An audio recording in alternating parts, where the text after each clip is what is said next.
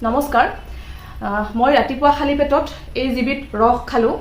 এই ৰসবিধ হৈছে কোমোৰাৰ ৰস বৰ্তমান বাৰিষা কালত বহু বেছি পৰিমাণে উপলব্ধ এই ৰসবিধৰ বহু বেছি উপকাৰিতা আছে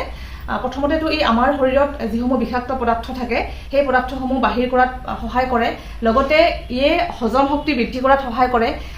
আৰু এই ৰসবিধত বহু বেছি পৰিমাণে ভিটামিন মিনাৰেলছ এইবোৰ পোৱা যায় যিবোৰ আমাৰ শৰীৰৰ কাৰণে বহুত বেছি প্ৰয়োজন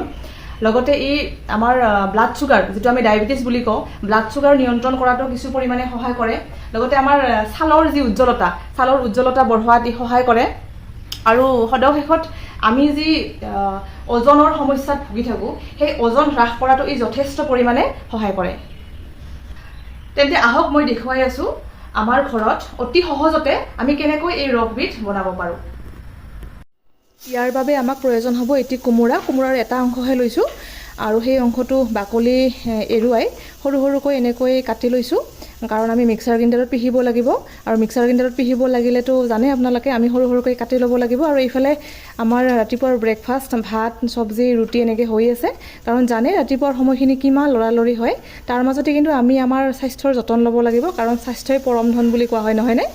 ইয়াৰ পিছত এই সৰু সৰু টুকুৰাখিনি আমি মিক্সাৰ গ্ৰাইণ্ডাৰৰ এই বাটিটোত এনেকৈ ভৰাই দিম আৰু এইখিনি মিক্সাৰ গ্ৰাইণ্ডাৰত লৈ পেলাই আমি এনেকৈ সুন্দৰকৈ পিহিম আৰু প্ৰয়োজন হ'লে আপোনালোকে ইয়াতে অকণমান পানীও দিব পাৰে কাৰণ পানী দিলে এইটো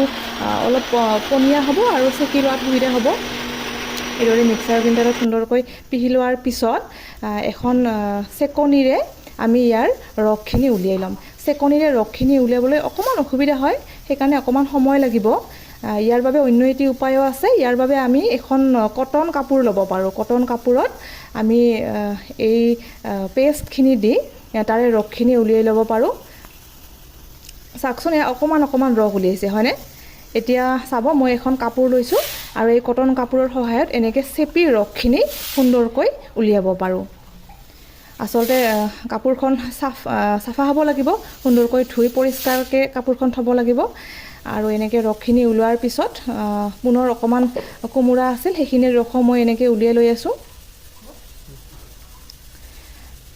এনেকৈ ৰসখিনি ওলোৱাৰ পিছত আমি এই ৰসখিনি এটা গিলাচত আমি লৈ ল'ম ইয়াৰ পিছত অকণমান পানী গৰম কৰিম আৰু এই পানীখিনি এই ৰসত দি দিম আৰু দিয়াৰ পিছত এই কুহুমীয়া হৈ পৰিব ইয়াৰ পিছতে মই অকণমান ইয়াতে নিমখ দি লৈছোঁ এই নিমখ আচলতে গুলপীয়া নিমখ হয় আৰু এয়া প্ৰস্তুত হ'ল আমাৰ ৰাতিপুৱা খালী পেটত খোৱা কোমোৰাৰ ৰস